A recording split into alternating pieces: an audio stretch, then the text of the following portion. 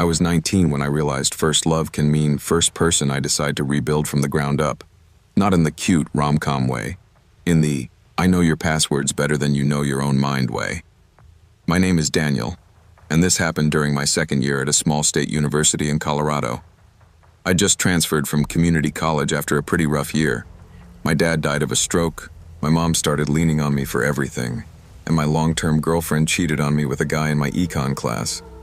By the time I moved into campus housing, I was numb, broke, and walking around like background noise in everyone else's life. That's the headspace I was in when I met Leah.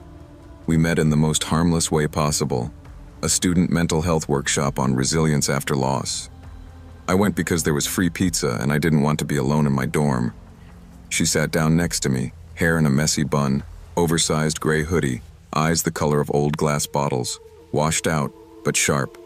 She laughed at one of the counselor's dumb icebreakers and mouthed, "This is so stupid." And for the first time in months, I actually smiled. When it was our turn to share why we came, I mumbled something about family stuff. She said her therapist made her attend. We traded first names, nothing more, and I thought that would be the end of it. 2 days later, she ran into me outside the library. Same hoodie, same messy bun, same tired eyes. "Hey, resilience guy," she said, like we were already in the middle of a joke. She asked if I wanted coffee, said she hated awkward small talk, and preferred to get directly to the trauma. I laughed because it felt disarming, honest. Over lattes in the campus cafe, we traded curated pieces of our damage. I told her about my dad's sudden death and my ex cheating. She told me about weird family stuff, an overbearing mother, a father who left. Her voice was steady, but she watched me like she was measuring how each word landed. When I said, "I don't really trust anyone anymore," she tilted her head and said softly, "I won't make you regret trusting me." It sounded like a promise. Now it feels more like a threat. The first few weeks were the closest thing to normal I'd had in a long time. She texted me every morning, "Have you eaten? How did you sleep?"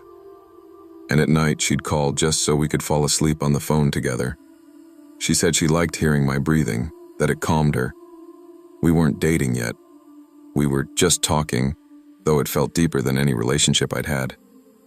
She showed up with soup when I was sick, highlighted my textbooks, sent me long, thoughtful messages about grief and how she understood feeling like people were temporary.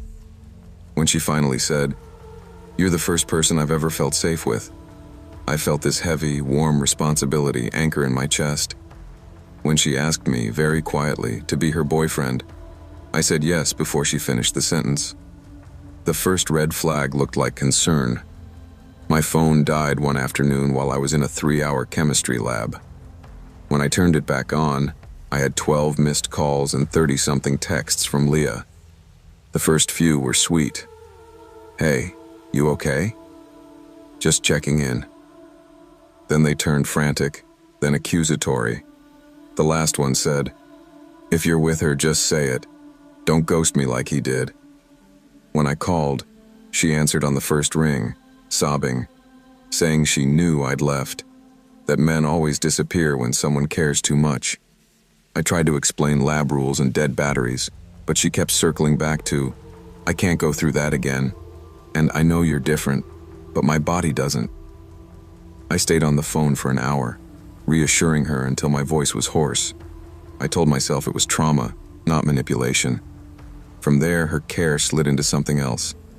She asked me to share my class schedule so she could plan study dates. Then she wanted my work schedule, so she wouldn't bother me during shifts. Then she started asking for screenshots of my day, a picture when I got to class, when I left, when I sat down to study, when I went to sleep. I joked that it felt like parole. She smiled and said, "I just like knowing you're real." When I didn't respond quickly enough, she'd send, "Are you mad?" followed by, "I knew this would happen." Then, "Tell me what I did."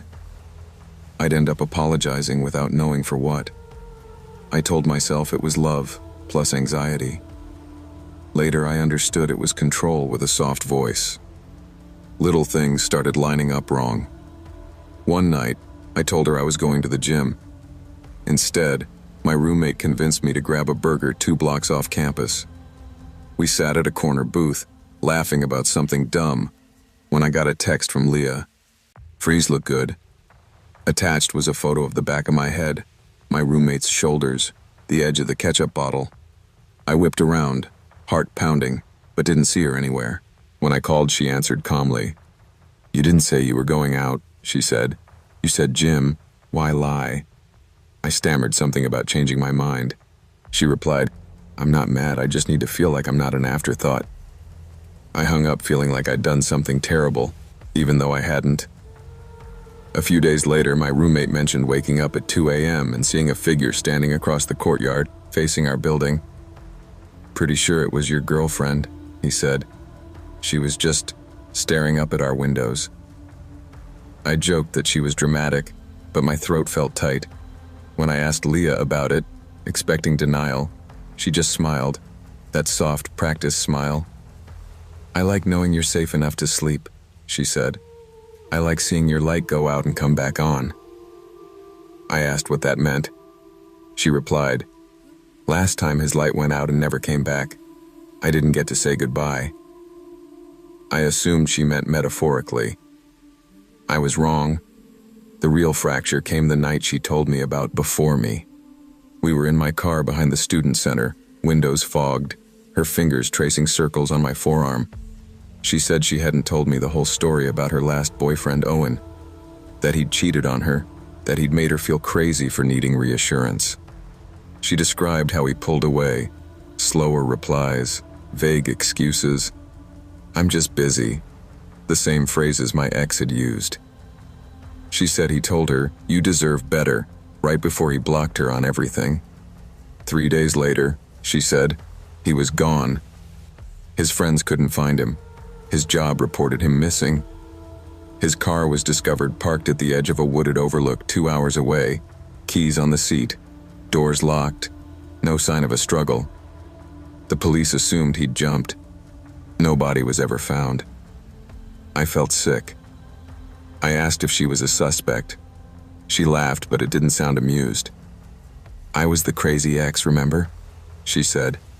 "They thought I scared him off, not off a cliff." Then her voice went flat. I stayed up for months replaying every conversation, every text, trying to see where I failed him. I told her it wasn't her fault, that someone's suicide is never on one person. She watched me closely and whispered, "I know what I did wrong now." I pushed when I should have watched. This time, I'm not going to miss the signs. I asked what she meant. She smiled faintly. "I'll always know if you're slipping away. I'll see it days before you do. That's how I keep you safe from yourself." I changed the subject, but the air in the car felt heavy, like there was a third presence sitting in the back seat, listening. Things went from eerie to unbearable when I started noticing gaps in my own memory. One Saturday, I woke up at Leah's apartment with a headache, my shirt on inside out, and this grainy, unsettled feeling like you get after a weird dream. She said we'd stayed up late watching movies and I crashed. My phone showed no activity after 10 p.m., but my last clear memory was checking the time at 11:45. I brushed it off. Then it happened again 2 weeks later. Same pattern. I'd go over for dinner, have 1 glass of wine max, and then hours would vanish. I started waking up with scratches on my arms and thighs that I couldn't explain. When I asked her, she'd stroke my hair and say, "You really don't remember how rough you like it sometimes?" Her tone was half teasing, half accusing, like I was pretending to forget. I've never liked rough anything. One night, while she was in the shower, I snooped. I'm not proud of it, but by then I was scared. Her bedroom looked obsessively neat. No clutter, everything folded, books lined up by color. In the back of her closet, behind a row of dresses, I found a shoebox labeled therapy stuff. Inside wasn't therapy homework. There were printed emails, screenshots of messages, notes on yellow legal paper, my name underlined, bullet points about my habits, triggers, attachment patterns. Some of it sounded word for word like things I'd said to her, except twisted into case notes. At the bottom was a second folder with someone else's name, Owen. Same structure, schedules, likes, fears, emotional sweet spots, messy paragraphs about titrating abandonment. One line written in red stood out. He only accepted reality when confronted with the possibility of loss made permanent. There was no mention of his suicide, but under the date he disappeared, she had written, "Trial complete." The next day, I told her I needed a break. Not a breakup, just space. We sat on a bench near the quad where people were tossing frisbees and laughing like we were all in the same version of reality.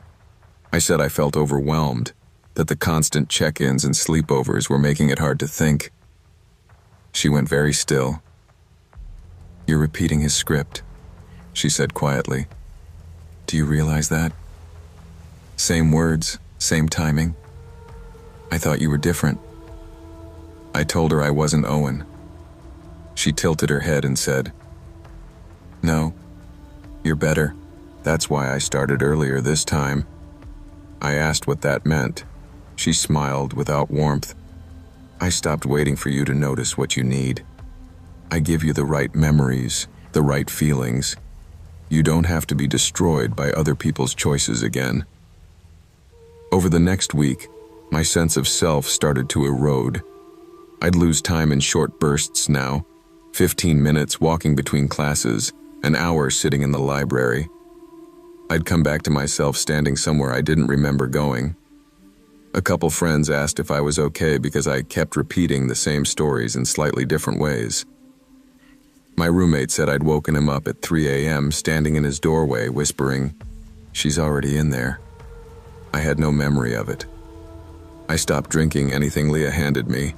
She noticed. "You don't trust me," she said one night, eyes flat. "You're trying to think for yourself again. That didn't go well last time, remember?" I asked her what she meant by last time. She replied, "Some people only survive if someone else holds their choices for them." I finally broke when I checked my email and found drafts I didn't remember writing. Messages to professors withdrawing from classes, half-written apologies to my mom about needing to disconnect for my own good, even a draft to Leah saying I was sorry for leading her on. The language didn't sound like me. It sounded like therapy speak mixed with her favorite phrases. Attached to one draft was an audio file. My voice, flat and mechanical, reading, "I'm grateful you kept me from disappearing the way I almost did before." I have no memory of recording it. I confronted her in public, in the campus courtyard at noon, because I was afraid to be alone with her. She didn't raise her voice. She just said, "You told me you didn't want to cheat again. I believed you. So I'm taking away the people you cheat yourself with. Your past, your impulses, your cowardice." I ended it that day, out loud, with people around. "We're done, Leah. I don't want to see you again." She stared at me with an expression that made my skin crawl, sadness carefully painted over something much colder. "You're not breaking up with me," she said quietly. "You're just shifting phases. I'll give you a few weeks to integrate this story.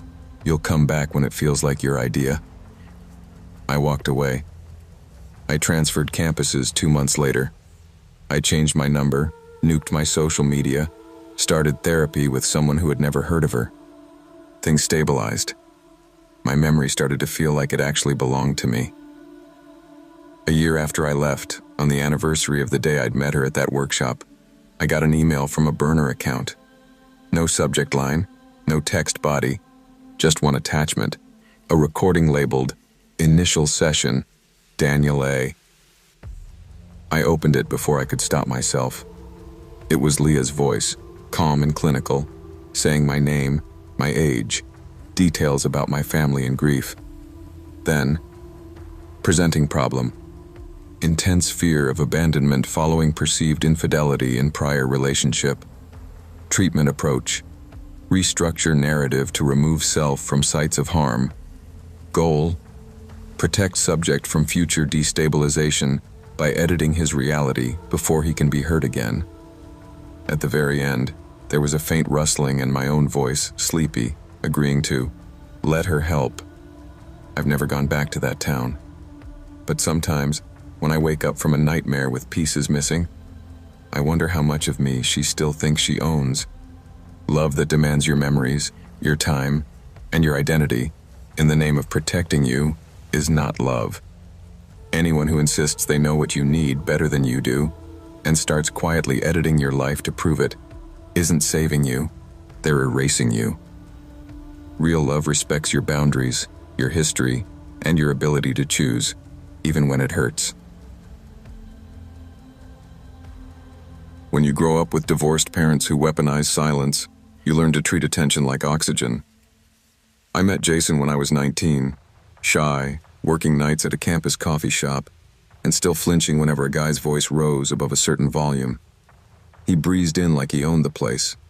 Expensive jacket over thrift store jeans, messy hair that obviously took 20 minutes, smile that could probably talk its way out of a crime.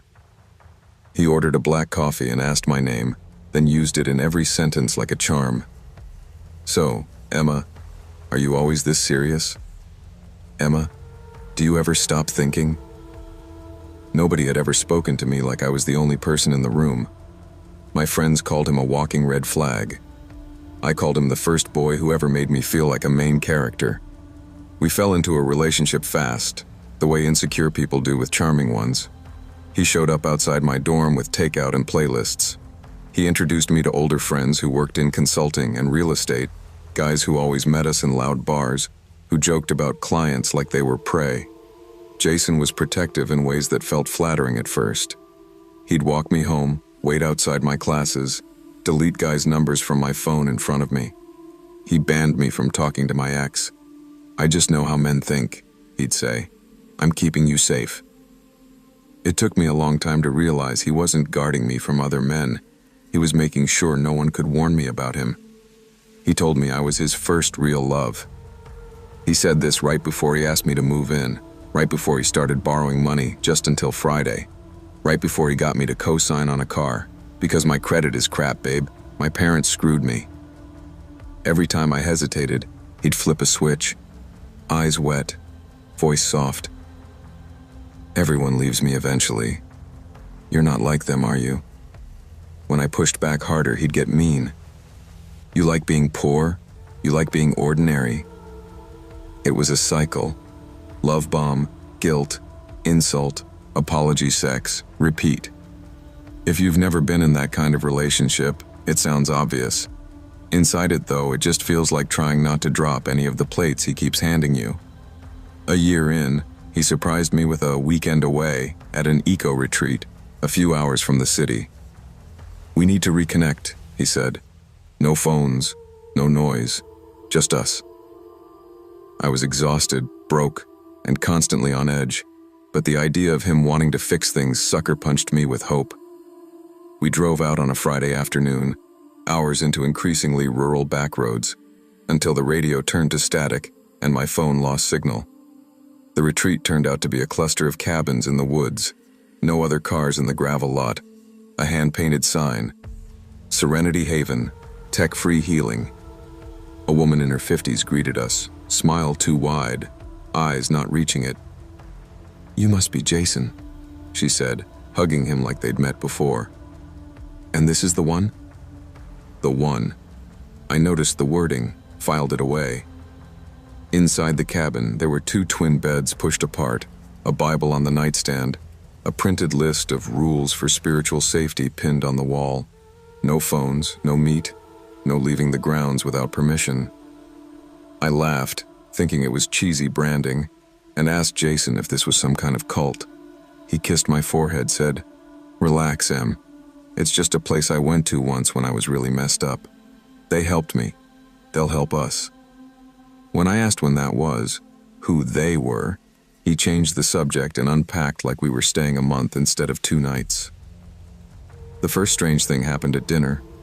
We were led to a communal hall where a dozen or so people sat silently, eating soup and bread. The woman from check-in, who introduced herself as Judith, spiritual caretaker, said, "Everyone, this is Jason and Emma. He's brought her here to do the work." Several heads turned, some pitying, some flat. One man, early 30s, tired face, mouthed, "Leave," very clearly at me, when Judith had her back turned. Jason squeezed my knee under the table hard enough to bruise. Later, when I asked him if he saw that, he said, "You're so paranoid. This is exactly why you need this place." That night, Judith took our phones for safekeeping, locking them in a wooden box. "We find it's easier to get honest without distractions," she said. When I joked about needing mine for Instagram, she didn't even smile. Jason pulled me aside after and said, "Please, Em, just try. For me." It was the "for me" that got me. I kept noticing little things, though, the way the other guests avoided my eyes, the faded photos on the wall, couples smiling in front of the same dining hall door, sometimes with Jason in the background, arm around a different woman each time. In one, he was barely older than me when we met, holding a blonde I'd never seen before like she was his entire world. The caption read, "Step 5, Surrendering Ego." I confronted him that second night. "You've been here with someone else," I said, shoving one of the frames at him. His face went blank for a second like a mask taken off. Then he chuckled. "Of course I have, Emma. I told you they helped me. You think your boyfriend didn't have a past?" I pointed at the woman in the photo. "Where is she now?" I asked. Silence. He stared at me for a long time before saying, "She couldn't commit. She left before the work really started." His tone made my skin crawl. That night when I couldn't sleep, I heard arguing downstairs. Jason's voice, low and tense, Judith's cutting through. "She's resistant. He always picks the resistant ones." The next morning, we weren't allowed to leave our cabin until Judith knocked and told us it was time for individual sessions. Jason went first. He walked out with her, kissed me on the top of my head. "Don't overthink," he said. "This is going to fix everything."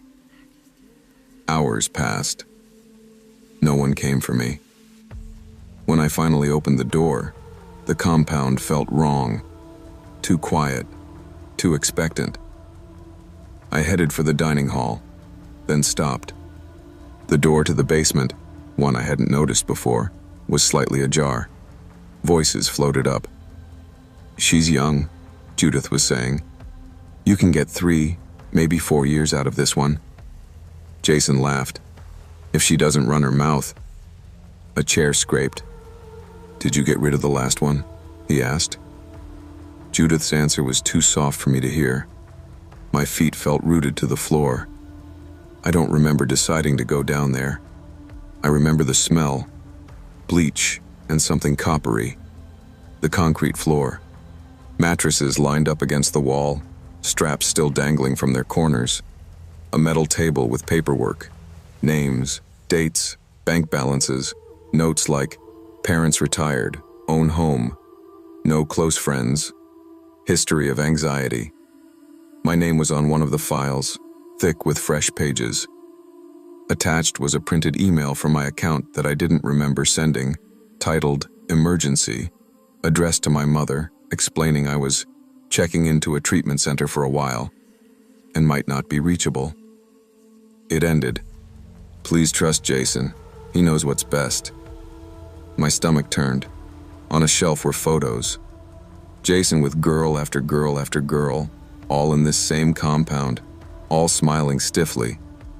More recent ones showed no girls at all. Just him, older, Judith at his side, both wearing identical pendants. I flipped one over. On the back, in neat handwriting, "First love is the easiest to break." I heard footsteps above me and grabbed the sharpest thing I could find, a broken piece of shelving. When the basement door opened, I was halfway up the stairs. Jason's face appeared, smiling like he'd caught me sneaking dessert. "Hey babe, was just coming to get you." I hit him, hard, right across the eyebrow. He screamed, more in anger than pain, and I bolted. I don't remember the path through the woods. I remember branches clawing at my arms, my bare feet slamming rocks. Judith's voice behind me shouting things about ungratefulness and wasting an opportunity. Eventually, I reached a road and flagged down a trucker who took one look at my face and bleeding feet, shoved his phone into my hands and said, "Call whoever you have to." The police were complicated. They called Serenity Haven a therapeutic community with unorthodox practices. Jason claimed I was having a mental health episode and had misinterpreted everything. Without the basement still prepped, without the other girls, it became my word against his. The file with my email disappeared. I got my phone back, wiped clean. The old photos in the dining hall were gone when detectives went back. I did eventually press charges, not for attempted murder or human trafficking or whatever my nightmares insist it was, but for identity theft and fraud. When I found out he'd taken out a credit card in my name during our relationship, he got probation. He moved states.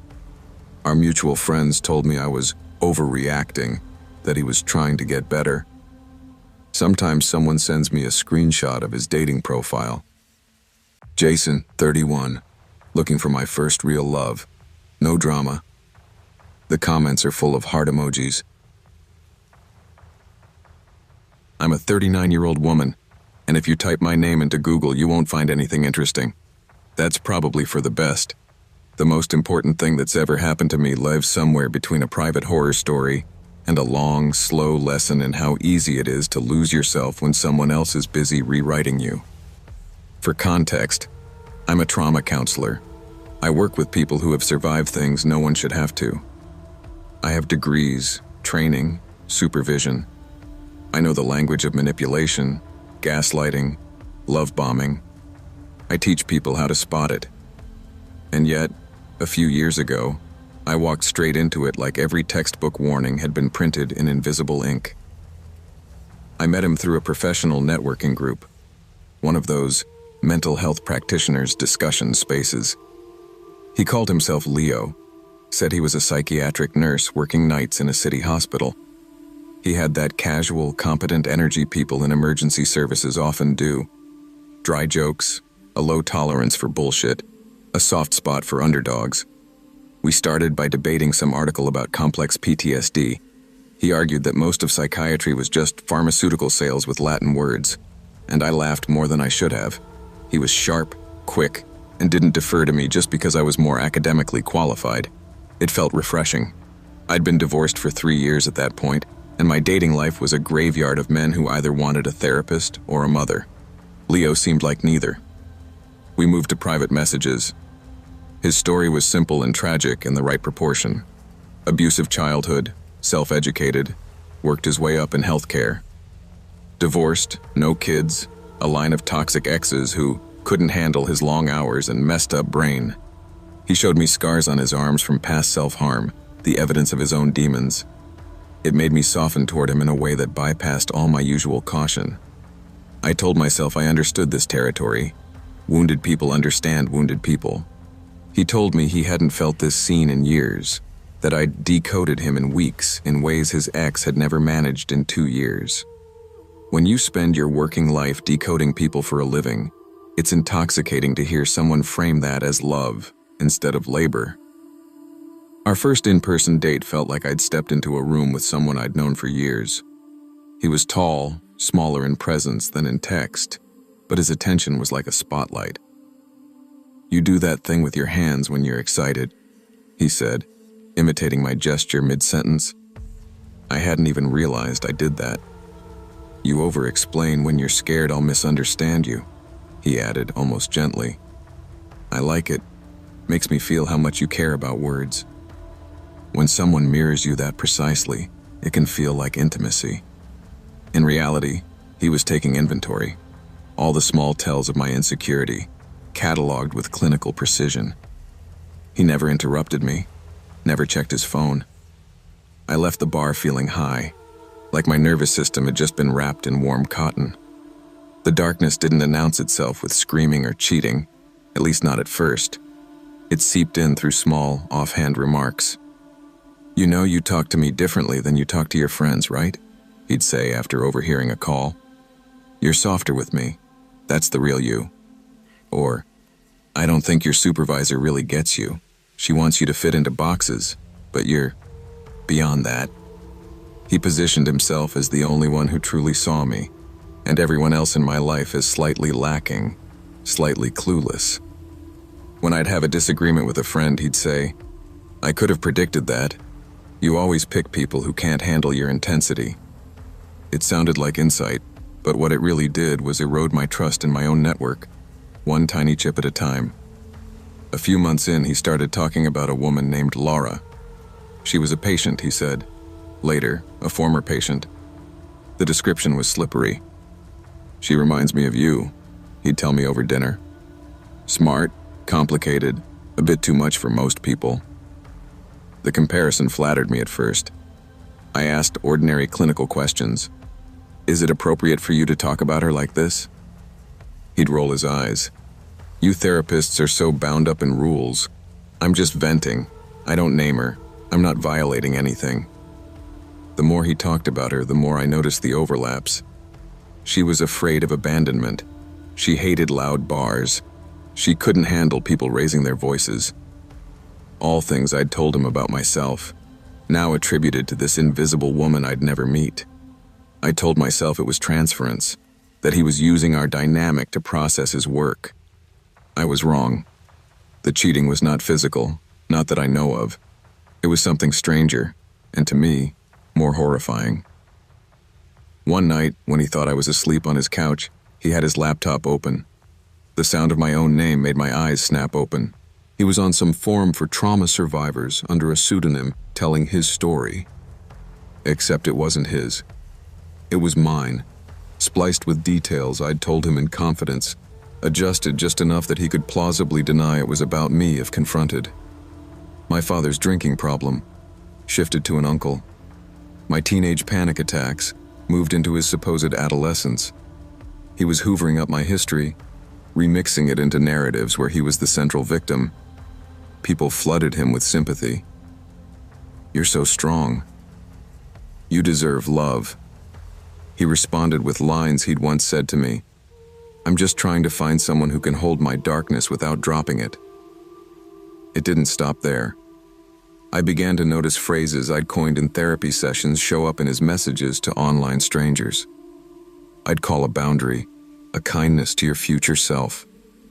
Weeks later, I'd see him write to some woman on Twitter, "Set a boundary. It's a kindness to your future self." This was more than borrowing. It was identity theft on a psychological level. He wasn't just cheating on me with other women. He was cheating using parts of me. My metaphors, my analysis, my self-disclosures, all stripped of context and repackaged to make him look profound, supportive, endlessly understanding. He was building a better version of himself out of my insides. The stalking didn't begin at the front door. It started in my mind. "You disappeared for 6 minutes between those 2 texts earlier," he said once. "Who were you talking to?" I laughed it off until I realized he genuinely tracked my typing patterns. "You take longer to reply when you're with that colleague of yours, the blonde one. Your sentences get shorter.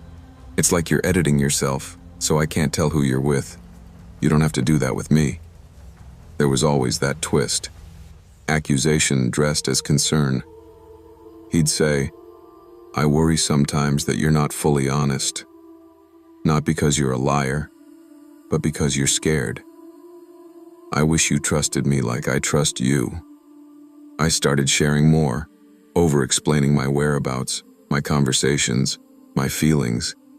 He'd created the insecurity and then offered himself as the cure. The first time I tried to pull away, he got sick. Not dramatically. Just vague chest pains, panic attacks that would strike when I hadn't answered in an hour. "It started when you said you needed space," he told me. "My therapist says it might be abandonment trauma. It's fine, I'll deal with it. Don't let my broken brain control your choices." That sentence was a masterpiece. It blamed me without blaming me. It told me I was literally making him ill while simultaneously praising my independence. I stayed. Of course I did. I spent my days coaxing people not to internalize guilt for others' reactions. It was perversely easy to fail to extend that compassion to myself. The real break came from a woman I only know as Kay. She emailed me using my work address, subject line, "You don't know me, but you need to read this." She told me she'd been in an online support group for ex-partners of narcissists. Someone had shared screenshots of a man named Leo who'd been love-bombing her, using highly specific therapeutic language and telling a story about his history with a cold intellectual ex who weaponized psychology against him. The phrases rang a bell for her. They rang a bell for me too, when she attached them. They were my words. Arguments I'd made to him in private, twisted into accusations about me, shared with another woman as evidence of his perpetual victimhood. He'd cast himself as my wounded patient, me as the cruel clinician who'd pathologized his love, and this new woman as the one who finally understood him. The most unnerving part was that he'd described my bedroom in detail. The color of my sheets, the book on my nightstand, the crack in the ceiling I always stared at when I couldn't sleep. He'd told this other woman that these details came from his shitty ex's place, where he'd cried more nights than he cared to count. He'd taken my most private physical space and turned it into a stage set for his martyrdom. I confronted him, this time not in person, but through a long written message. I laid out everything: the identity theft, the emotional triangulation, the way he used my story as emotional currency with strangers. He replied with a wall of text that might as well have been cut and pasted from a manual on gaslighting. I was projecting. I was pathologizing normal human behavior. I was too stuck in therapist mode to see that real relationships are messy, not clinical. At one point he wrote, "You do realize you're not the only person who's ever said these things to me, right? Maybe you're not as unique as you think." That line gutted me more than the rest. Not because I believed him, but because I realized how many others there must have been. Women who thought they were the first to hear his confessions, the first to be trusted with his trauma, the first to be told, "No one's ever seen me like you do." He was a serial monogamist in narrative, polyamorous in emotional predation. He never abandoned you. He just quietly started rehearsing you in someone else's inbox before you'd even had time to feel him pull away. Leaving him wasn't clean. I blocked him on everything, changed passwords, told my friends and supervisor the full story, so there would be no isolated shame for him to weaponize later. He made 2 attempts to get back in, once via a fake client inquiry at my practice, once via a burner account on the professional forum where we'd met. Both times, his tone was conciliatory, world-weary. "We're both adults. Can't we have a conversation rather than running away?" Both times, I didn't respond. That silence felt less like empowerment and more like holding a shaking glass of water still. I half expected him to show up at my door, to escalate from digital to physical stalking, but he never did. In a way, that was almost worse. It confirmed what my gut had suspected. I was never his main storyline. I was just one of many scripts he ran in parallel. I used to think my first love story was boring.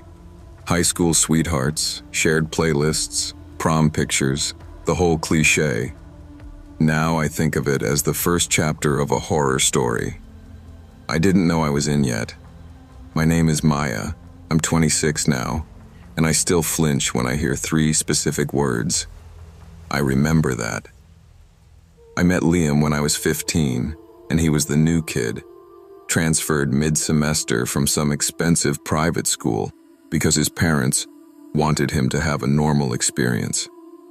He was quiet but funny, with that careful, attentive way of listening that makes you feel like the only person in the room. Everyone thought he was shy. I thought he was kind. I wasn't completely wrong. We started dating after he walked me home in the rain and gave me his jacket textbook movie moment. He noticed everything about me, in a way that felt flattering when you're a teenage girl who thinks invisibility is the default setting. He remembered my test dates, my coffee order, the exact way I liked my hair braided for soccer games. When we fought, he'd text long, articulate apologies, referencing specific times he'd failed me, promising strategies to do better. It sounded suspiciously like therapy language, but neither of us was in therapy then. My friends called him the perfect boyfriend. My mom adored him. I thought I'd marry him. Instead, I broke up with him the summer before college because I'd been accepted to a school 3 states away, and he hadn't, and I didn't want to drag a high school relationship into adult life. He didn't yell or cry when I ended it. He just went very still and asked, "Is there someone else?" I said no, because there wasn't. He nodded and said, "People don't fall out of love. They just get distracted. I'll wait until you remember." I wrote it off as melodramatic. At graduation, he handed me a photo of us at homecoming with "Don't forget" written on the back. I threw all our pictures away when I moved into my freshman dorm. I blocked him on everything. My friends called it a clean break. I thought that meant the past would stay in the past. 8 years later, I moved to Seattle for a new job and a fresh start after another messy breakup. My ex there hadn't been a stalker. He'd just been a liar, cheating, gaslighting, the works. I left that relationship vowing never to ignore my gut again. I found a tiny studio apartment over a laundromat, noisy but cheap. The first weekend after I moved in, I was hauling boxes up the stairs when I heard it. The low, off-key hum of a song I used to fall asleep to. Liam's song, a stupid indie track he put on every mix he made for me. I froze on the landing, box digging into my ribs, listening. The sound drifted up from the alley, then stopped. When I finally looked, nobody was there. Just overflowing dumpsters and a stray cat. I told myself some neighbor just had the same bad taste in music. Weird things started small.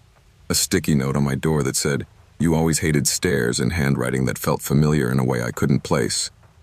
A coffee cup left on my car hood with my exact oat milk, 1 pump vanilla order written on the side, even though I hadn't told anyone at work my preferences yet.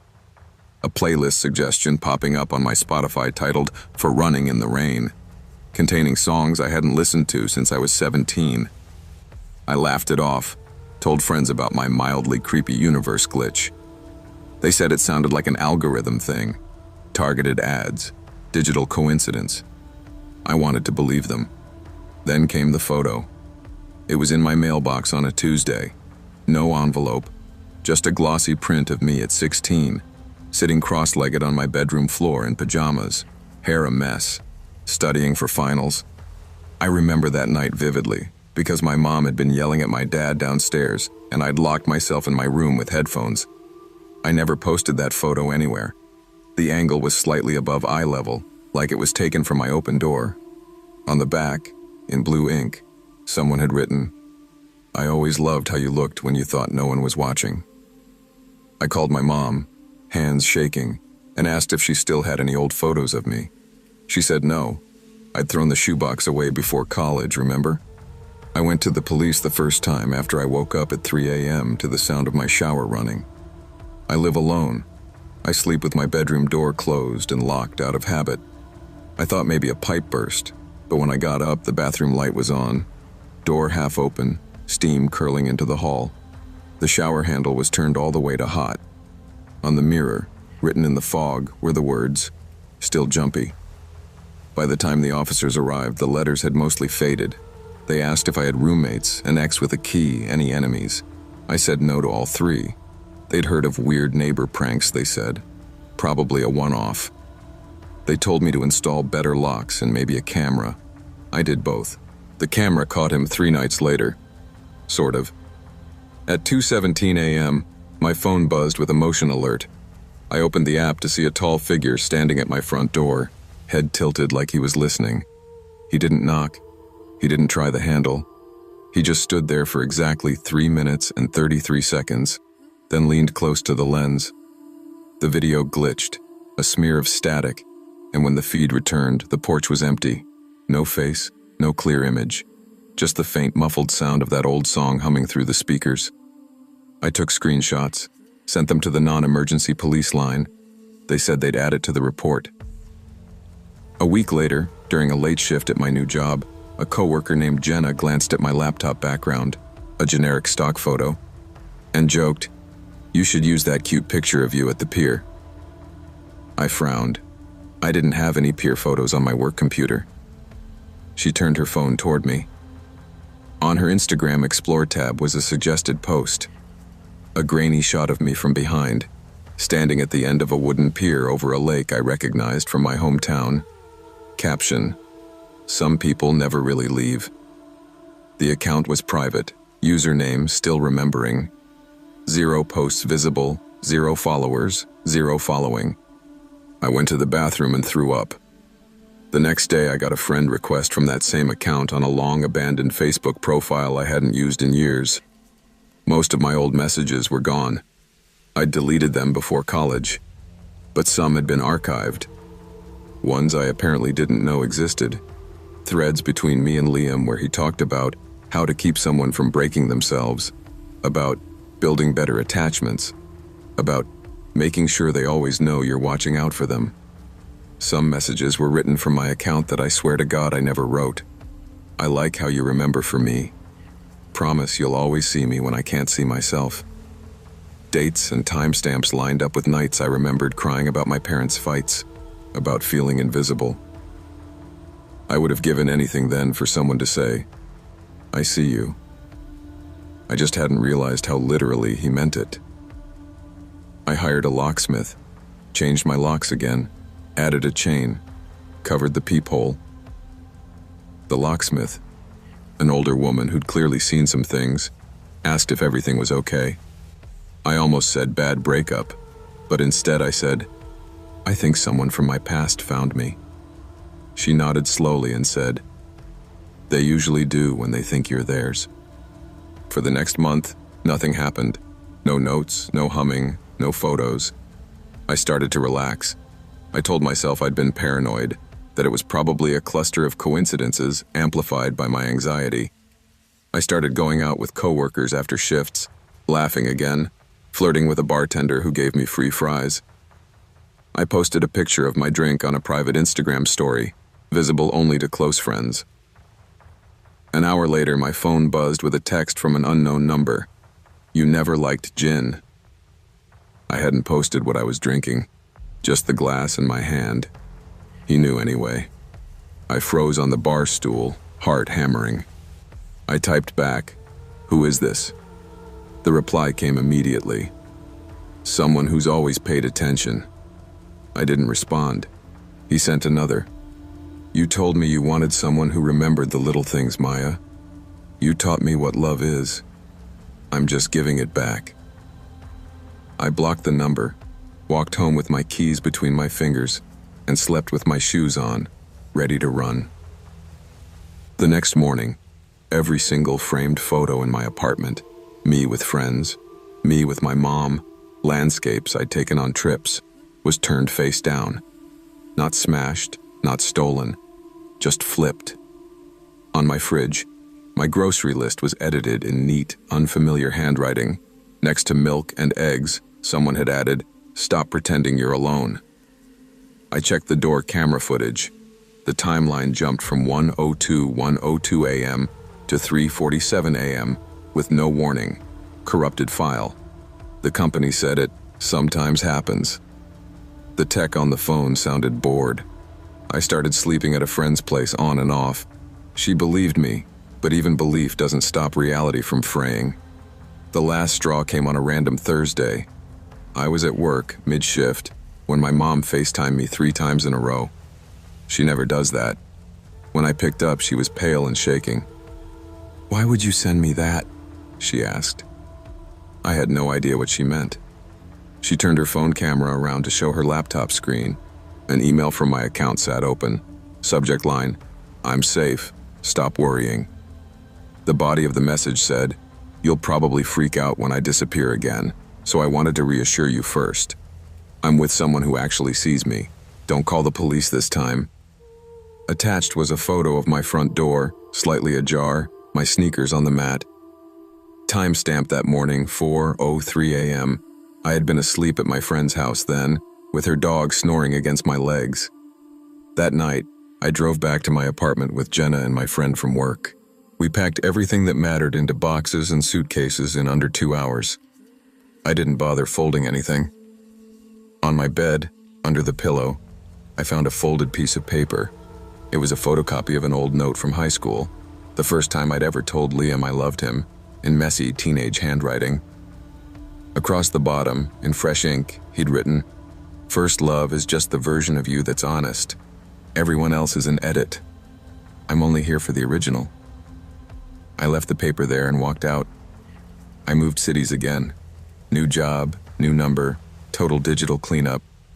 I hired a professional to audit my online presence, remove old mentions, tighten privacy on everything. I told my mom not to open any emails that looked like they were from me, unless we'd talked first. Therapy became a weekly thing, not just a panicked drop-in. Sometimes I think it's over. Sometimes, like last week, I'll get a random friend suggestion on a platform I barely use. A profile with no picture, no posts, just a first name that feels too familiar, watching from a distance. No messages, no likes, nothing overt. Just proof that he still knows where I am. That he's waiting for the moment I'm lonely enough to mistake surveillance for care again. Your first love can leave fingerprints on your idea of what love should look like, but attention is not the same as safety, and memory is not the same as devotion. If someone insists only they truly see you, while slowly cutting you off from everyone else, that's not romantic. It's a cage. Don't confuse being remembered with being respected. If you feel watched instead of witnessed, listen to that fear, and get out.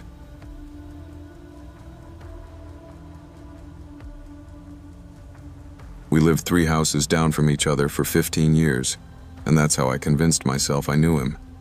Mark was the older boy on our street when I was a kid, the one who mowed lawns in summer, shoveled snow in winter, and played basketball with younger kids when no one else could be bothered. To my 12-year-old self, he looked like a movie star. Tall, easy smile, always with an old Walkman hanging from his belt. He once bandaged my knee when I fell off my bike, told me, "You're tougher than you look, Mia." And I replayed that sentence in my head for weeks. When you grow up in a house where your parents mainly talk to each other in sighs and slam doors, any adult who looks you in the eye and says your name becomes a kind of god. By the time I was 17, he was 25, still living at home to save money after a bad business venture. My mom loved him. "Such a nice young man," she'd say whenever he offered to help carry groceries. My dad talked football with him in the driveway. No one thought it was weird when we started hanging out more. "He's just watching out for you," they said, relieved someone else was taking an interest. He gave me rides to school, waited outside my evening shifts at the bookstore, brought me hot chocolate during exams. When I got my heart broken by a boy in my year, Mark sat with me on his porch steps and said, "They don't appreciate you yet. You're special, Mia. You need someone who sees that." Looking back, the boundary lines were there, smudged but visible. The way he'd get angry if I didn't answer his texts immediately. The way he'd subtly insult any male friend my age. "He looks like a little punk. He's just trying to sleep with you, you know that, right?" The way he'd show up outside my school without telling me, leaning against his car, girls in my class whispering, "Is that your boyfriend?" I'd correct them, laugh, say, "He's just a friend." Inside, though, I loved the way they looked at me, like I had something they didn't. That was what he was feeding, not my heart, my ego. On my 18th birthday, my parents threw me a small party in our backyard. Mark came over with a cake from the fancy bakery downtown and a little velvet box. Inside was a silver necklace with a tiny moon charm. "For my favorite girl," he said, in front of everyone. My mom clapped. My dad took a photo. No one flinched at "my" in that sentence. Later, when everyone had gone and I was cleaning up, he helped stack chairs.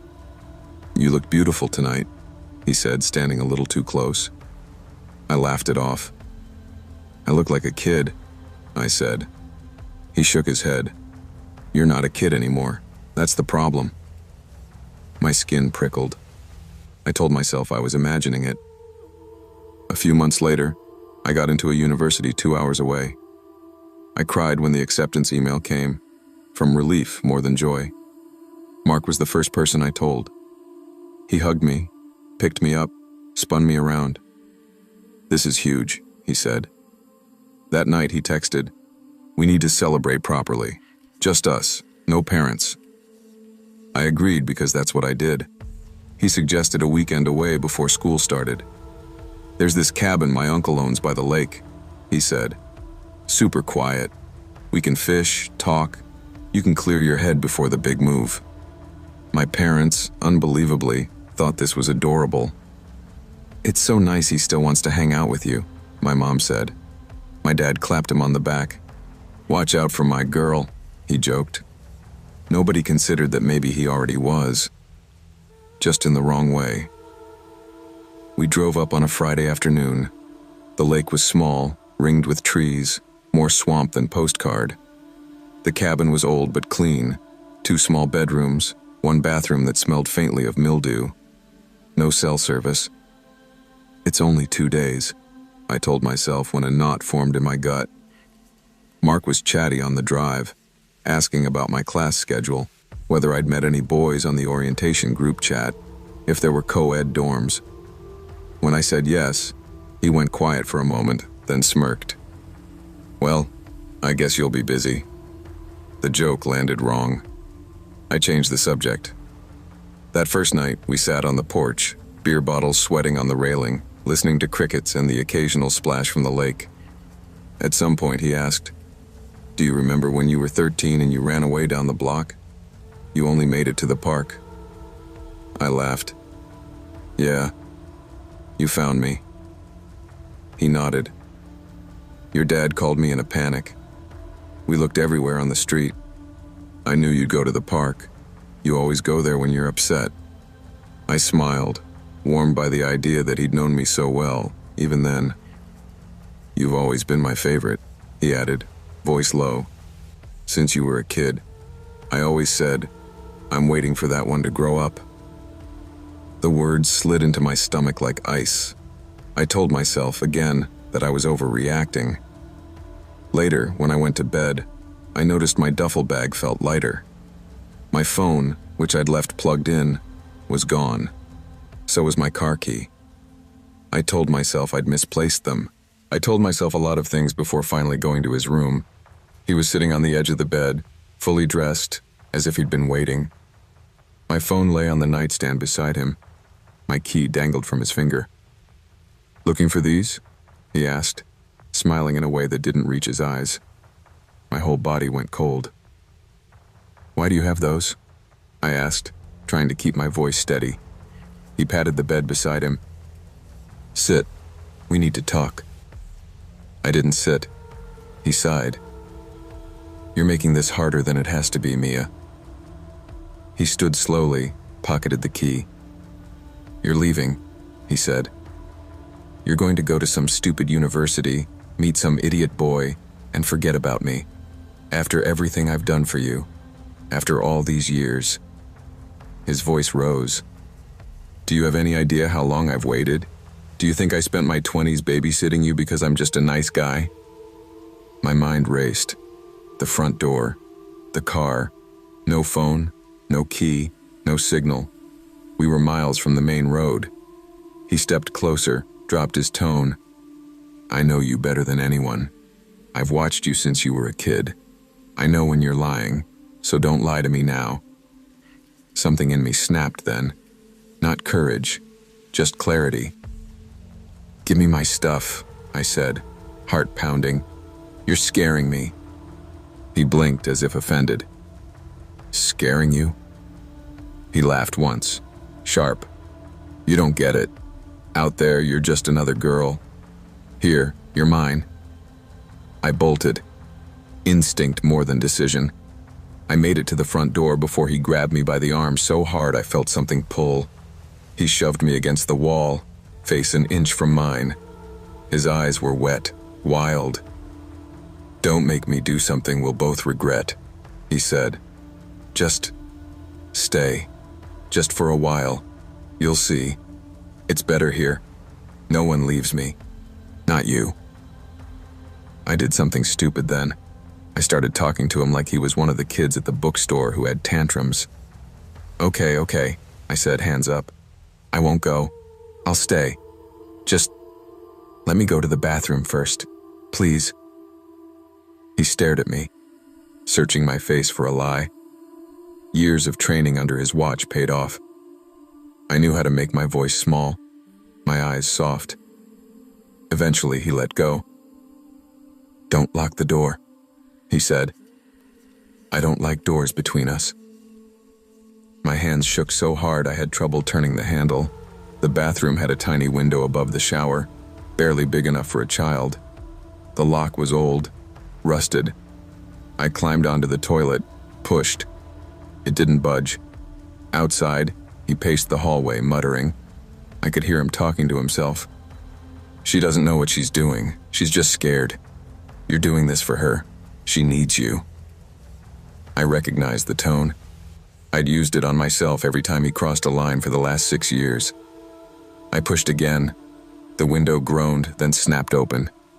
I squeezed through, scraping my hips and shoulders, dropped onto damp grass, and ran. I don't remember much about the woods, just branches tearing my skin and the sound of him yelling my name, first angry, then pleading, then furious again. "Mia, you're overreacting. Come back." He kept saying "we," like there was still a we. I hit the roadside barefoot, flagged down a passing car, and threw myself in front of it so they had to stop. An older couple took one look at me, bleeding, wild-eyed, and pulled me inside, locked the doors, handed me a phone. When the police arrived at the cabin, Mark was sitting on the porch, drinking a beer, acting confused. "She just freaked out," he said. "She's always been dramatic." Everyone wanted to minimize it. "He didn't touch you," they said. "He was just emotional." My parents were torn between horror and defensiveness. "We knew him," my mom kept repeating, as if that meant anything. He was charged with unlawful restraint and tampering with a vehicle, pled down to something smaller. He got counseling. I got nightmares. The worst part was hearing the neighbors talk. He was always so nice. He must have been in love. As if that explained locking up an 18-year-old girl in a cabin to keep her from leaving. A year later, I got a message request on social media from a teenage girl whose profile picture showed my old street in the background. "Hey," it read, "you don't know me, but Mark talks about you all the time, says you made up the stuff about him, just wanted you to know you ruined his life. He said you used to flirt with him when you were like 14. That's messed up." I blocked her. Then I blocked my hometown in my mind. I moved. I changed my hair. I learned what red flags actually look like up close. Back when I was 22, I thought first love meant something pure. I was working nights at a warehouse, saving money to move out of my parents' place, while most of my friends were already in relationships, moving in together, getting engaged. I felt behind. So when I matched with Hannah on a dating app, I ignored all the little warning signs because I was starving for connection. Her profile said things like, "Done with boys, ready for a real man," and "If you're not obsessed with me, we won't work." I thought it was just sassy confidence. She messaged first, told me I had kind eyes, and within a week she was calling me babe and saying stuff like, "I don't know why, I just feel safe with you. I've never had that before." It hit every lonely spot in me I didn't know how to admit I had. Our first date was at a quiet bar near my work. She was even prettier in person. Big brown eyes, oversized hoodie, messy bun. She ordered a drink, leaned in close, and said, "Tell me something you've never told anyone." I laughed it off at first, but she stayed locked in, waiting. I ended up telling her about my dad's drinking when I was a kid, how I'd started working early just to have an excuse to be out of the house. She took my hand across the table and whispered, "You deserved so much better than that. I'll never hurt you like that." Nobody had ever said something like that to me so directly. By the end of the night, she'd asked if she could come to my place to keep talking. I said yes, because of course I did. We didn't sleep together that night, but she did fall asleep with her head on my chest like we'd been together for years. Within 2 weeks, she was basically living at my place. She moved a toothbrush in, then a drawer of clothes, then half my wardrobe became ours. It felt fast, but she framed it as fate. When you know, you know. I'm not going to pretend I don't love you, she said one night while we ate instant noodles on my couch. Love? After 2 weeks? I laughed nervously and she frowned, then went quiet. Later she said, "You didn't say it back. Are you not serious about me?" I panicked and told her I just wasn't good with emotions. She smiled, kissed me, and murmured, "It's okay. I'll teach you how to love." I told myself it was intense because we were meant to be. Truth was, I was already scared of upsetting her. The controlling stuff started so slowly I almost missed it. First, it was her asking who I was texting. Then it was little digs about my female coworkers. "She seems too touchy. I don't like her." Then she started saying things like, "Your friends are bad for your mental health. They don't get you like I do. When you're with them, you come back weird with me." If I mentioned grabbing a beer with the guys after work, she'd get teary. "It's fine, go. I'll just be here alone, trying not to spiral." So I stayed home more. When my best friend texted, "Dude, we never see you anymore. You good?" I said, "Yeah, just busy." I wasn't busy. I was being slowly isolated by someone who insisted it was love. The first time we fought, it was over nothing. I'd forgotten to answer a text because I was on a forklift. I came back to my phone at break and had 15 missed calls and messages like, "Where are you? Who are you with?" So this is how it is. When I called, she answered on the first ring, already crying. "You just disappear. My ex used to do that when he was cheating. I can't go through that again." I apologized so many times I lost count, promising to text even on the toilet if that's what she needed. "I'm just scared of losing you," she sniffed. "You're my first real love. Don't make me feel crazy." She said crazy like it was a joke, but it didn't feel like one when she immediately demanded my phone password, so we never have to doubt each other again. Once she had my password, the tone changed. She'd casually wave my phone at me and say, "You forgot to tell me Mark messaged you." As if that was normal. If a coworker commented on a social media post, she'd scroll through their pictures and say things like, "So you like girls who post bikini pics, huh?" And then pick a fight. Sex started to feel like a transaction. If I reassured her enough, if I told her she was the only woman I found attractive, if I let her mold me into something she thought she could trust, then I'd be rewarded with affection. If not, she'd withdraw and accuse me of emotionally abandoning her. I started saying and doing things I didn't mean, just to keep the peace. The manipulation got darker when she started talking about her past. At first it was to build intimacy. She'd say, "Every guy I've been with cheated or hit me. You're my last chance. If this doesn't work, I'm done." That's a terrifying thing to hear when you're 22 and already feel responsible for everyone's feelings. Sometimes she'd offhandedly mention knowing where her exes worked, or how she'd only lost it because they pushed her too far. When I asked what lost it meant, she shrugged. Nothing illegal, just made sure they remembered me. It was meant as a joke, but there was a flatness in her eyes when she said it that stuck with me. The cheating was what finally ripped the blinders off. It started with small weirdnesses, her taking her phone to the bathroom, suddenly having girls' nights with friends I'd never heard of, locking her screen when I walked by. Every time I asked, she'd flip it around on me. "Wow, so you don't trust me? After everything I've told you?" Or she'd start an argument so big and emotional that the original question got lost. One night, at around midnight, she said she needed to clear her head and went for a walk. I watched her from the window. She didn't walk anywhere. A car pulled up. She got in without looking back. She came home at 3 a.m., smelling like men's cologne and smoke, climbed into bed and whispered, "You're the only safe place I have." I didn't sleep a second. A sane person would have walked out then. I confronted her instead. I asked directly who picked her up.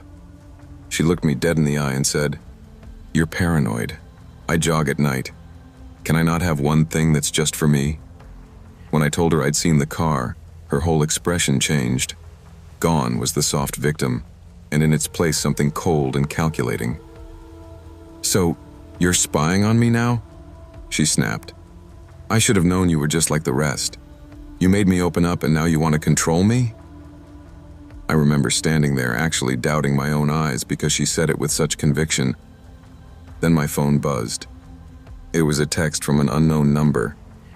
Tell your girl to stop giving out my car as an Uber. I'm not her driver. Attached was a photo of Hannah leaning through the car window, kissing some guy. I showed her the message. She didn't apologize. She didn't even flinch. Instead, she laughed, this quiet, humorless laugh, and said, "So? We weren't official anyway." We'd been living together for 4 months. She'd been calling me her boyfriend to everyone, posting photos of us with captions like, "My forever." When I said that, she rolled her eyes. Online labels don't mean anything. You're so literal. It's boring. I needed attention. You weren't giving it to me. The truth was, I had no idea what I was supposed to give that would have ever been enough. I felt this bizarre mix of heartbreak and relief. I wasn't crazy. Something really was wrong here, and it wasn't me. Leaving wasn't dramatic. It was painfully small and pathetic. I waited until she left for a study group and packed what I could into 2 trash bags. I left my own TV, my own gaming console, a couch I'd bought secondhand, because I just wanted out. My hands were shaking so hard I could barely lock the door. I texted her one sentence. "I'm done. Don't contact me again." She didn't reply for a day. Then the flood started. "You're abandoning me. You promised you were different. Don't make me show everyone what you're really like." Then the threats escalated. She told my friends I was controlling and had anger issues, hinted to my mother that I'd hit her, I never had, and messaged every woman who interacted with me online saying, "Be careful, he's abusive." The projection would have been funny if it wasn't so dangerous. For about 3 months, I lived in constant fear she'd show up at my work or tell a story that would stick. I changed my number, locked down all my social media, told my boss and close friends everything so nothing could blindside them. Slowly, the noise died down. She moved on to someone else, evident from a mutual friend's post about Hannah's new man who finally treated her right. I clicked his profile once, saw a familiar pattern.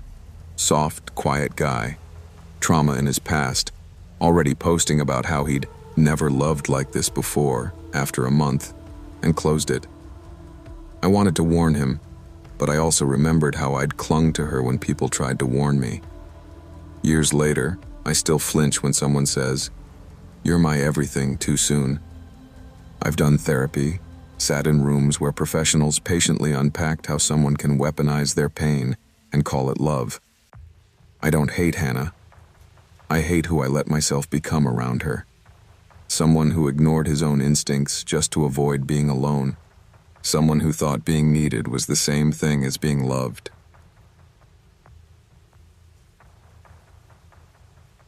I used to think horror meant jump scares and haunted houses. Then I met Daniel and learned that the scariest things don't rattle chains or move furniture. They text you at 3 a.m., memorize your schedule, and tell you you're meant for each other after a single date. The first time I saw him was in a campus cafe, sitting alone with a notebook and a black coffee, too pale for someone his age. He watched people like he was studying them, but when our eyes met, he smiled, and it was surprisingly warm. Later that week, he approached me outside the library and said, "I've seen you here a few times. You're always reading the same kind of books as me. Thought I'd finally say hi." It was flattering. Most guys I'd met at uni tried to impress me. He made it sound like he already knew me. Our first conversation lasted 2 hours. He asked weirdly specific questions. Do you dream in color? Are you afraid of dying? Have you ever felt like you've lived this life before? I thought he was just a pretentious philosophy major, but I was bored and he listened like every word I said mattered. He told me he studied psychology and parapsychology online, that he'd always been sensitive. When I asked what that meant, he leaned in and whispered, "I see things sometimes, patterns, people's auras. You have a lot of pain around you, but you're very strong. It's like you're lit up." I wanted to roll my eyes, but it cut too close to the truth of some trauma I hadn't really dealt with. For the first time, someone framed that pain as interesting, almost noble. It felt good in a way that made me uneasy. He asked me out before we parted ways. "Just coffee. I'd like to hear more about you," he said, phrasing it like I'd be doing him a favor by letting him listen. It felt safer than the usual, "let me impress you" routine. On our first official date, he was almost old-fashioned. Opened doors, pulled out my chair, remembered tiny details I'd mentioned days before. In between, he said eerie things with complete sincerity. When I joked about my clumsiness, he said, "It's because your energy is too big for your body. Spirits like that. You attract weird things, you know." Then he added softly, "That's why I noticed you." If someone else had said that, I would have laughed. From him, it felt like a diagnosis. At the end of the night, on a quiet street, he cupped my face and said, "I feel like I've known you forever." I pulled back a bit and said, "We literally just met." He smiled, almost sadly. "Some people take years to feel what I feel right now. I guess I'm just cursed with clarity." It should have been a red flag. Instead, I felt special, chosen in some strange spiritual way. When I told him I wasn't ready for anything physical yet, he immediately said, "Of course not. I'd never rush you. That's what they did to you before, isn't it?" I hadn't told him about my previous relationship. My chest tightened. "How did you know that?" He shrugged. "I noticed things. I dream too." I told myself he was just a good guesser. The obsession began quietly. A good morning text at 7 a.m. every day. A good night at midnight. Little check-ins between lectures. At first it was sweet. Then the tone shifted. If I didn't reply within 10 minutes, I'd get, "You disappeared. Are you okay?" At 15 minutes, "Did I say something wrong?" At 30, "Please don't abandon me. I just need to know where you are." The day I left my phone in my bag during a 3-hour lab, I came out to 23 missed calls and an inbox full of messages ranging from pleading to accusing. "Why are you doing this? I thought you were different. I can't believe I opened up to you and you vanish." It felt less like concern, more like someone frantically shaking a cage. When I told him this was too much, he switched gears so fast it was dizzying. "I'm sorry," he said in a small voice. "I've lost a lot. My brain goes to dark places. When you don't answer, I see you dead on the road." He looked genuinely distressed, voice trembling. Then he added, "I know it's not fair to put that on you. I feel you so strongly. Like we're connected. Do you ever get that?" It was hard to argue with someone describing their anxiety while their hands shook on their coffee cup. I softened. "I get anxious too, but you have to respect my space," I said. He nodded like a chastened child. "I'll try. Just, if you can't reply, tell me you can't. Silent hours are like hell to me. It got darker when he started mentioning signs. One night, after I'd gone out with friends and ignored my phone for a few hours, he sent, "A glass shattered in my sink when you left." My room went cold. I knew something bad was happening. When I saw that at 2 a.m., I felt this small, irrational spike of guilt, like my absence had literally cracked his world. Another time, I turned up late to meet him and he said, "I knew you were close. The lights flickered in my hallway. They always do when you're near." I tried to laugh it off. "You think I control the electricity now?" He just looked at me very seriously and said, "Don't pretend you don't feel it too. You're haunted. That's why I was drawn to you. I'm supposed to help you." It was framed like a rescue, but it felt like being studied. I tried to break things off a month in. I told him gently that I wasn't in a place for a relationship and that I felt overwhelmed. His face went blank for a moment, and then he smiled. Too wide, too quick. "Oh, is this a test?" he asked. To see if I'll abandon you like the others? I said no. I meant it. The smile melted into tears, fast. He grabbed my hand across the cafe table and whispered, "You can't. I've seen what happens if you walk away. I had a dream about it. There was blood. Please, don't make that real." The words hit me like a cold wave. It sounded like a threat wrapped in desperation. I froze. People were around us. He was crying, saying, "You're scaring me," felt cruel in that moment. I backed down, said maybe we should go slower instead. His tears stopped almost instantly, like someone had flicked a switch. As the semester went on, my world quietly shrank. He started dropping by everywhere I went. The library, the cafe where I worked, even the grocery store.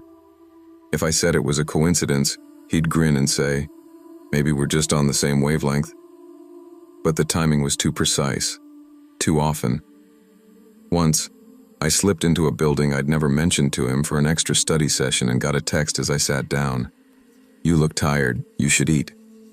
I looked out the window and saw him across the courtyard, staring up at the same floor I was on. He didn't wave. He just turned and walked away. The paranormal angle was how he normalized his stalking. If I called out how often he appeared, he'd say, "When you think about someone this much, you just end up in the same places. The universe pulls us together." When I told him I needed a few days without seeing him, he'd reply, "I tried, but every time I shut my eyes, I see you in danger. You can call it crazy, but I've been right before. My grandmother used to say we're touched. We feel death before it happens." He started casually referencing people in his past who died suddenly. An uncle, a neighbor, and implying he'd felt something off just before they passed. The subtext was clear. If I ignored his warnings, if I stepped out of the orbit he'd built, something terrible might happen, and he would have seen it coming. I began having nightmares. In them, I'd be walking home and feel watched. I'd turn, see no one, but lights would flicker in hallways, my phone would buzz with unknown numbers, and a voice I recognized would whisper, "I told you I'd always find you." I'd wake up, heart hammering, and see 3 missed calls from him in the middle of the night. When I asked why he kept calling so late, he said, "I always wake up at 3:15 when your energy spikes. That's when the veil is thinnest. That's when spirits are loudest. I just need to hear your voice to know you're still here." It was such a perfect fusion of superstition and emotional blackmail that I started keeping my phone on silent in another room, just to pretend he wasn't constantly reaching across whatever veil he believed in. The breaking point came on a rainy Tuesday. I'd intentionally gone to a campus cafe on the opposite side of the university where I'd never seen him. I sat facing the door out of habit. 20 minutes in, he walked through it. Our eyes met. He smiled, small and tired, like he'd just finished a long search. He walked over without ordering anything, sat down opposite me, and said quietly, "You've been avoiding me." I could feel people around us, the clink of cups, the hum of conversation. It all felt far away. "Yes," I said finally. "I have. I don't feel safe around you anymore." His eyebrow twitched. He folded his hands, too calm. "Safe? From what? I've never laid a finger on you." His voice was soft, reasonable. That scared me more than if he'd yelled. I told him about the constant texts, the coincidental appearances, the way he used dreams and signs to justify never giving me space. I told him I needed him to stop contacting me completely. He watched my face like he was tracking micro-expressions for a study. Then he leaned back and said, "You're making a mistake." I said, "Maybe, but it's my mistake to make." His eyes went flat. No hurt, no tears, just this distant calculation. "You're not like them," he said. "You're not allowed to abandon me. I know what you are. I've seen it." I stood up, hands shaking, and said, "This conversation is over. He didn't try to grab me. He just said, in a voice barely above a whisper, "You'll see me again. When something breaks." That's when I always show up. I went straight to campus security that day. I showed them the hundreds of messages, the call logs, explained how he always seemed to know where I was. The officer glanced through my phone and said, "Most of this isn't explicitly threatening, but the pattern is concerning. We can make a note, and if he shows up where he shouldn't, call us immediately." It didn't feel like much, but saying it out loud shifted something in me. This wasn't some tragic, romantic obsession. It was stalking. It was someone using my empathy and my curiosity about weird things to pull me into a nightmare dressed up as destiny. I blocked his number, his social media, told my coworkers and roommates what was going on. For a while, it was quiet. Then the emails started from throwaway accounts. "You can't block the bond we have. I dreamed of you again. There was snow and sirens. You don't understand what you're running from." They weren't constant, but they were precise. Always after a big exam, or after a bad day I'd posted about vaguely online. It felt like he was watching the edges of my life, only slipping in when I was weakest. I reported each email. The IT department helped block them as they appeared. Eventually they stopped. About a year later, a girl in one of my seminars mentioned a weird guy who'd freaked her out. She said he'd talked as if he'd known her forever, asked about her dreams, and told her he felt death around her. My blood ran cold. I asked his name.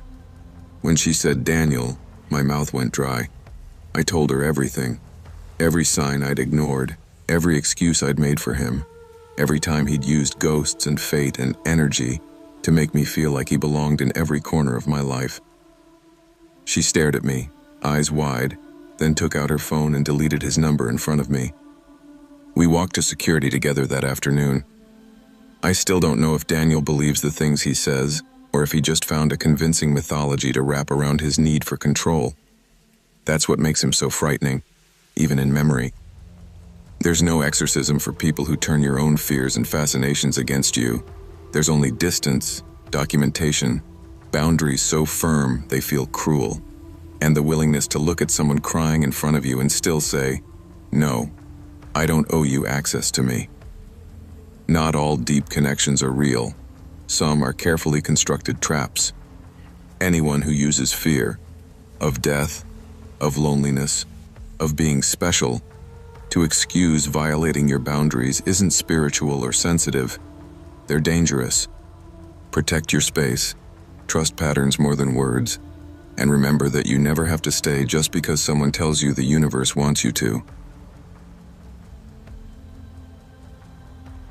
I met Claire in my last year of college, when my life was basically group projects, cheap beer, and the constant dread of unpaid internships.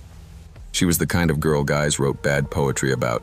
Green eyes, messy dark hair, boots in every season, and a way of listening to you like you were confessing something sacred. We started as partners in a media ethics class and slid into dating so naturally, I didn't even notice where studying together ended and staying over began. She knew I grew up poor, knew I was terrified of becoming my father, bored, broke, and stuck. She'd touch the back of my neck and say, "You and me, we're going to get out of here. We're going to see everything." I believed her because I needed to. Your first real love feels like the opposite of a scam. You never suspect it might be the biggest con of your life. 3 years later, after graduation and a slog of low-pay office jobs, we were still together, still in the same cramped city, but barely talking. We fought about everything: money, my hours, her freelance work that never had any details, the way she'd turn her phone screen away when texts came in. Any other guy with self-respect would have walked away, but Claire knew exactly which buttons to press to keep me.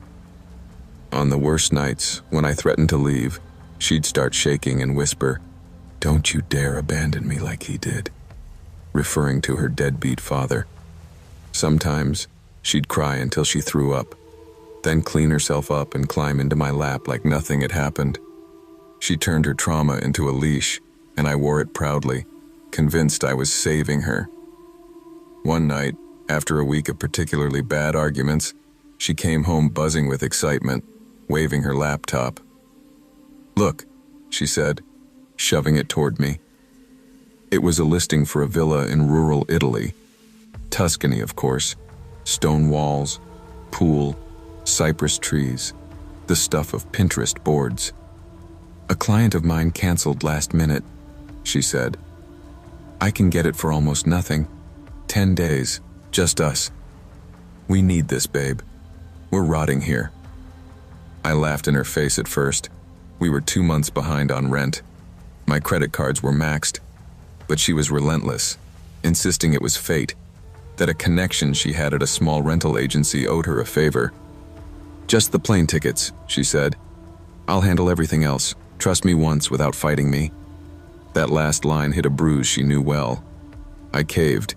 We flew into Florence, rented a tiny car, and started driving. It was supposed to be a 90-minute trip. It turned into 4 hours of wrong turns, empty villages, and roads that narrowed into barely more than dirt tracks.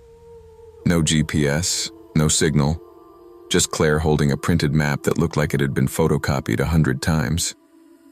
"It's charming," she kept saying as we passed shuttered houses and leaning barns. "It's authentic." Her knee bounced constantly, though, and she smoked through half a pack at every stop. I told myself she was just anxious from flying. I told myself a lot of things. Love is mostly storytelling, and I was the only one bothered that mine didn't match the facts. By the time we reached the villa, the sun was low and my shoulders hurt from clenching. The place looked like a stock photo. Honeyed stone, perfect vines climbing the walls, flower boxes, a pool catching the sunset just right. It was so perfect it crossed the line into uncanny. Inside, it smelled like new cleaning products and old wood, and everything looked like it had been placed for a photo shoot 5 minutes before we walked in. Folded blankets, a bowl of lemons, wine already opened. I made some joke about hidden cameras, waiting for her laugh. Instead, she went quiet, walked into the kitchen, and ran her fingers along the knives in the block like she was counting them. "This is what we deserve," she said softly. "Finally." There was no property manager waiting, no cheerful welcome, just a note on the counter. "Keys are in the dish. Enjoy the peace." I checked the doors and windows out of habit. Claire poured wine, kicked off her boots, and put on music from her phone. We cooked pasta with whatever we found in the pantry, swam naked in the freezing pool under a sky so full of stars it felt fake, and ended up tangled in that antique bed, sweating and drunk and whispering half-serious apologies for every fight we'd had. Around 2 or 3 in the morning, I passed out. The last thing I remember is her tracing circles on my chest and saying, "Promise you'll never leave me unless I tell you to." I mumbled yes. It felt like nothing at the time. You never think the promises that damn you sound like that. I woke up alone. At first, I assumed she was on the terrace taking photos. Then the seconds stretched. Her side of the bed was cold, the bathroom empty, her camera untouched on the dresser. I called her name until my throat hurt. I checked every room, every closet, even laughed once at myself opening the wardrobe like I expected her to jump out. The villa felt wrong in the daylight.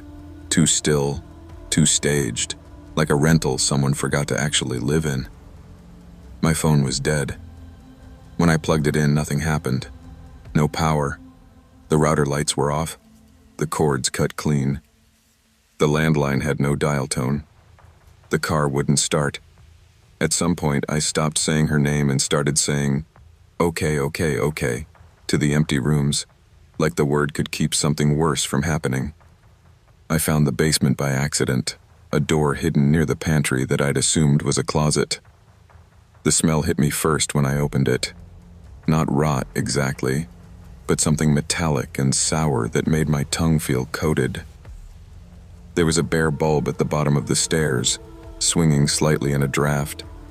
The concrete floor was stained in large, irregular patches, some dark and old, some still faintly tacky. In the corner, there were zip ties, some cut, some still looped. On a crate sat a stack of passports in a rubber band, and 2 Polaroids of couples by the same pool upstairs, smiling like we had the night before. My stomach dropped so fast I thought I'd pass out. I whispered, "Claire?" Even though I knew by then that if she had been taken, I wouldn't find her here. When the knock came an hour later, I almost cried from relief. 3 men, 2 in plain work clothes, 1 in a cheap blazer. The one in the blazer spoke English well, said his name was Marco, and that they were very sorry for the inconvenience. Behind him, in a van, I saw Claire, tied, tape over her mouth, eyes wide and shining. I stepped forward. One of the men raised a gun, just enough to make the point. "We are going to make a video call," Marco said. "You will speak very calmly to your parents. You will ask for money, and then everyone goes home. If you don't..." He let the rest hang there. I nodded, shaking. Love becomes a weapon very quickly when someone else puts their hands on it. They sat me at the kitchen table, phone propped up, Claire visible behind them, crying and muffled. The call connected. My mom's face appeared, blurry and confused. "Honey, why are you calling from a strange number?" I did what they told me. I said we'd gotten into trouble, that we owed the wrong people a lot of money. I said they had to send it within 24 hours or we'd be hurt. My father shouted in the background, asking where we were, telling me to involve the police. Marco pressed the gun gently against my thigh, smiling, his eyes on mine like we were having a friendly chat. "Please don't call the cops," I said, voice cracking, and I felt something in me snap at how easily I betrayed my own safety. We waited. Hours turned into a day. They kept us in separate rooms, me upstairs, Claire somewhere below. Whenever I screamed for her, someone banged on the door or turned the music up. They were calm, professional, annoyingly polite. They brought me water, let me use the bathroom with the door open, joked in low voices. "First love," one of them said once in the doorway. "Always the easiest." I didn't understand what he meant until the second night, when Marco came in with his sleeves rolled up and sat across from me like a therapist. "You know she helped us, right?" he asked. "Claire, she found you. You have good parents, good credit. She is very practical." At first I thought it was another mind game. Then he slid a folder across the table. My bank statements, email printouts, photos of us from years back, clearly taken from the street. A transcript of a conversation I'd had with Claire months before about how much my parents had saved for retirement. "She did not lie to you," he said. "She just left things out." The next time they let me see her, for a few minutes in the hallway, I searched her face for denial, for outrage, for anything. She just stared at me, jaw clenched, eyes flat. "I told you I'd get us out," she whispered when they pulled her away. "You just didn't ask at what cost." My parents paid enough to satisfy them. On the 4th day, they drove us both to a rest stop outside Florence and let us go with a final warning about the police and long memories.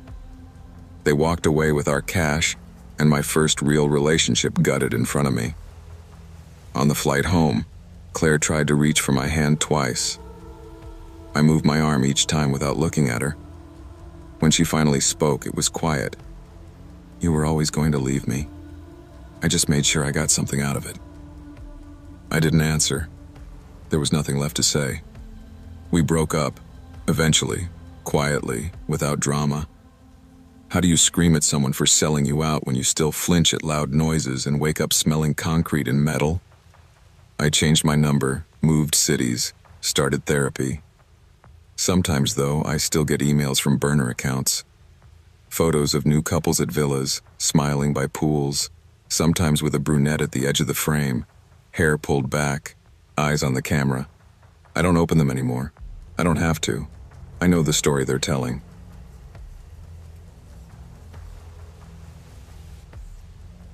I didn't think I'd ever be telling strangers on the internet about my love life at 76, but here we are.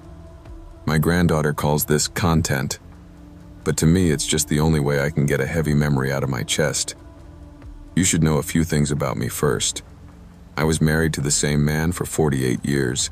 I lived through 2 recessions and 1 war, and I buried my husband myself.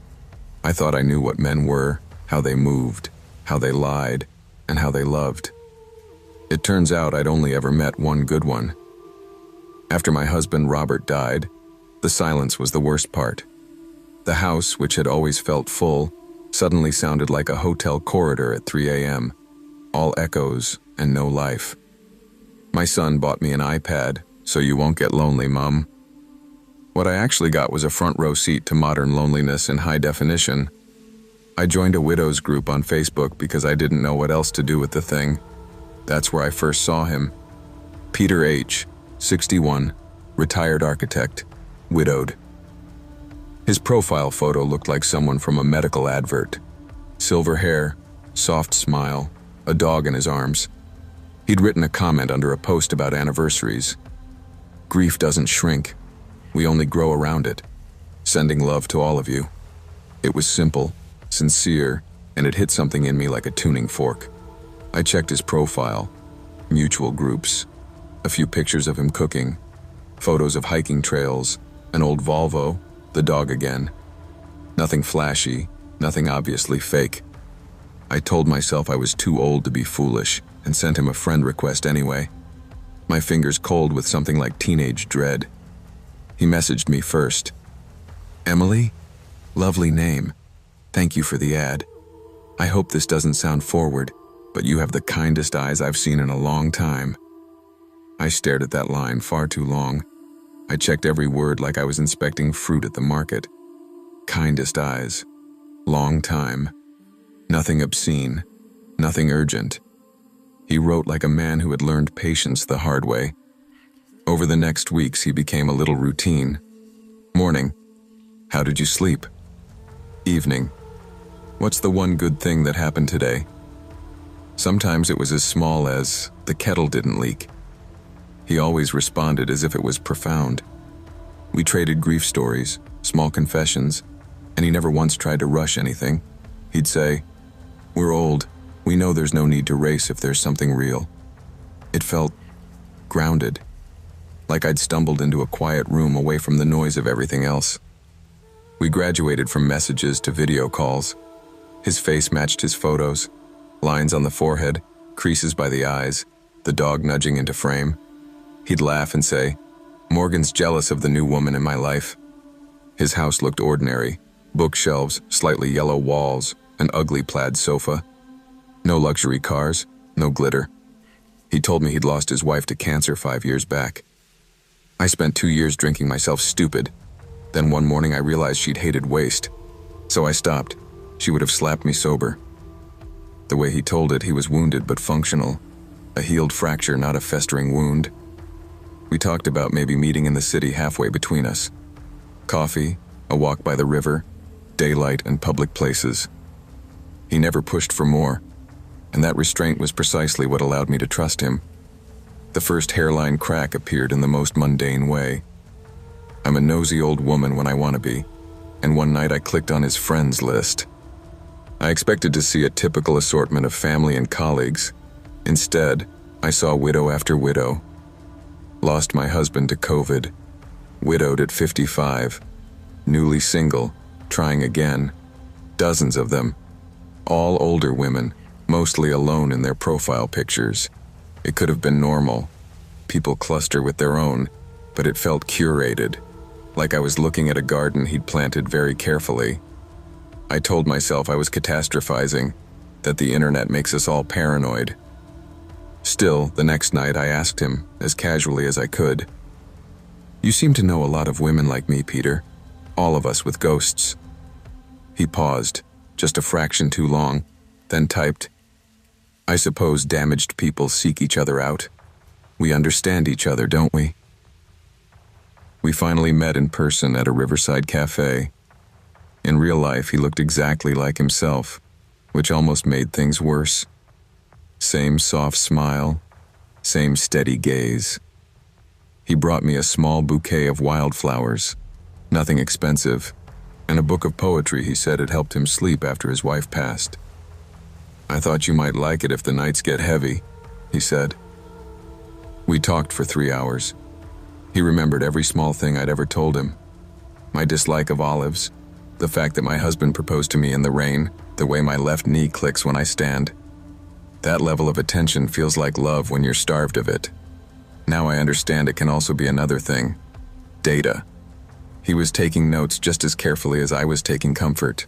The second crack came a week later, through something as petty as a typo. He sent me a message. "How are you holding up after your MRI today?" I froze, staring at the screen. I had not had an MRI. I had never mentioned any medical procedure except a blood test years ago. I responded, "What MRI, dear?" The typing bubble appeared and disappeared 3 times. Eventually he wrote, "Oh God, I'm so sorry I mixed you up with another friend. She's having some health issues. That was dreadful of me. Please forgive my old brain." It was plausible. People confuse threads all the time, but the pit in my stomach went cold, mixed me up. With another widow? Another woman whose schedule and health he was memorizing? The real break came from a woman named Margaret, whom I'd never met. She messaged me out of nowhere. "Hi, I'm sorry to bother you, but I think we have a problem in common. Do you know a man named Peter H., with a dog called Morgan?" My heart hammered so loudly I could hear it in my ears. We got on a call, 2 strangers with the same tremor in their voices. She told me her story, which sounded uncomfortably like mine. Same group, same gentle words, same dead wife, same river cafe. She'd gone further, though. She'd lent him £3,000 when he'd had a frozen account issue, and his pension payment was delayed. He'd wept on video, ashamed, begged her not to tell anyone, said he'd pay her back the moment things cleared.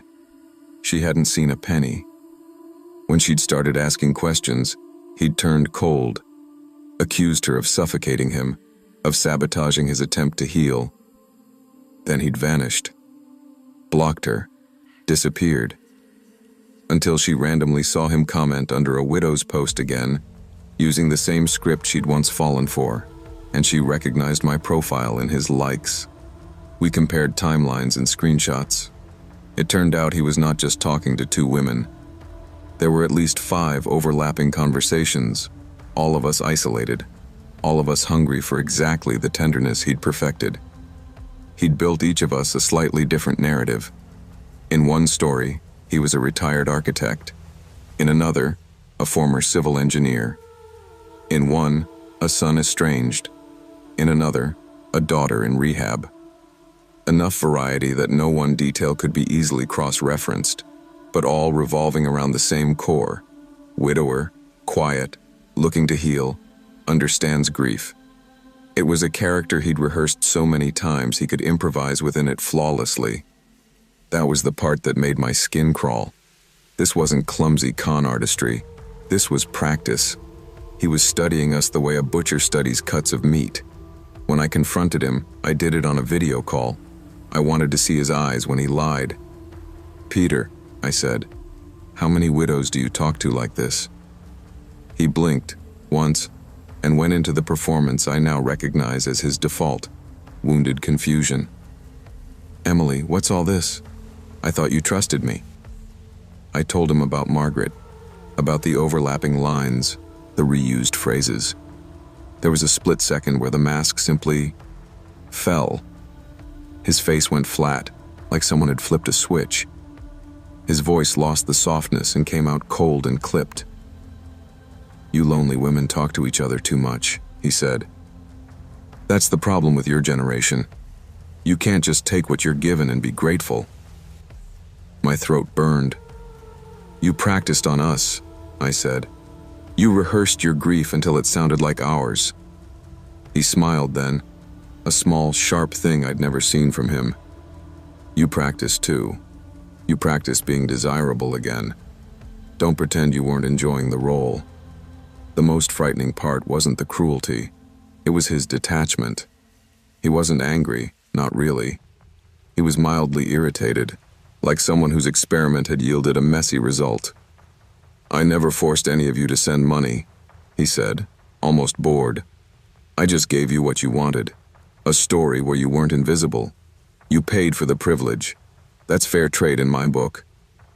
I told him I was going to report him, warn every group, send his face around like a wanted poster. He shrugged. By next month, I'll be Thomas, widowed in a car accident. Different dog, different town. You'll forget me long before I forget you. There was no remorse, only calculation and a sick kind of pride in his own adaptability. I hung up, shaking, and sat alone in my kitchen, the hum of the fridge suddenly deafening. We did report him.